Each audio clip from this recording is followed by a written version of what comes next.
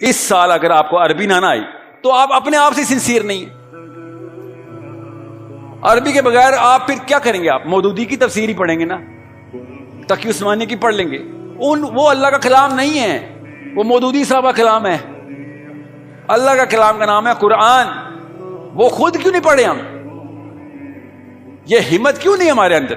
دوسرا، اگر آپ نے اس سال سیرہ نہ ختم کی، سیرت النبی صلی اللہ علیہ وسلم، آپ کو تو اپنا نبی نہیں سمجھ آیا، آپ کو کسی اور کی کیا سمجھ آیا؟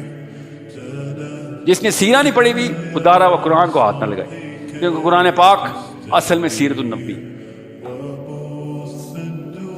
آپ نے صرف سیرہ اور عربی کی ہو، اس کے بعد تفسیر قرآن کے اوپر آئیں گے. آپ جب سیرہ کر چکے ہوں گے تو 3 کوئی سے علماء کرام پکڑیں جو آپ کے علاقے کے ہوں، 1 جو سب سے پہلے صحابہ کے فوراً بعد کی تفسیر ہو، 2 اور آپ ہی کے ٹائم کے کسی اور عرب کے علاقے کے ہوں. یہ 3 تفسیریں اکٹھی پکڑیں اور ایک رکوع کر کے شروع کر دیں.